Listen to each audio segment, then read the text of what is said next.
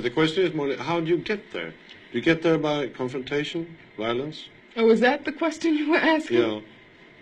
See, that's another thing. When you talk about a revolution, most people think violence, without realizing that the real content of any kind of revolutionary thrust lies in the principles and the goals that you're striving for, not in the way you reach them.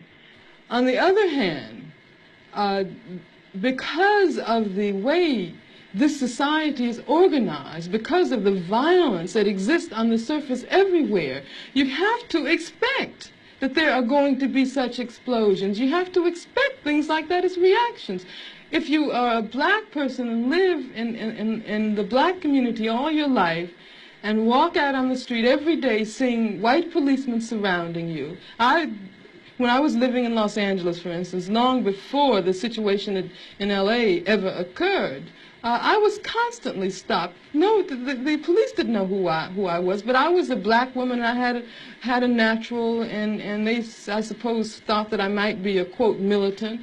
And when you live under a situation like that constantly, and then you ask me, you know, whether I approve of violence. I mean, that just doesn't make any sense at all. Whether I approve of guns. I grew up in Birmingham, Alabama. Some very, very good friends of mine were killed by bombs that were planted by racists.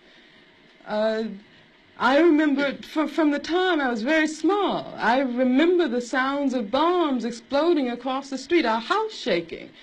I remember my father having to have guns at his disposal at all times because of the fact that at any moment we might expect to be attacked. The man who was at that time in complete control of the city government, his name was Bull Connor, would often get on the radio and make statements like, niggers have moved into a white neighborhood, we better expect some bloodshed tonight. And sure enough, there would be bloodshed.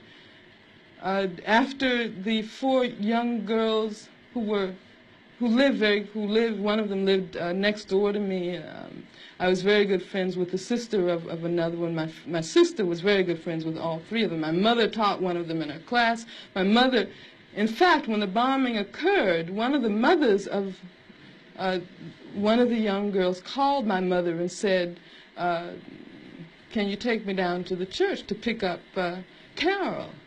We heard about the bombing, and I don't have my car. And they went down, and what did they find? They found limbs and heads strewn all over the place. And then after that, in my neighborhood, all of the men organized themselves into an armed patrol. They had to take their guns and patrol our community every night because they did not want that to happen again. I mean, that's why when someone asks me about violence, I just find it incredible. Because what it means is that the person who's asking that question has absolutely no idea what black people have gone through, what black people have experienced in this country since the time the first black person was kidnapped from the shores of Africa.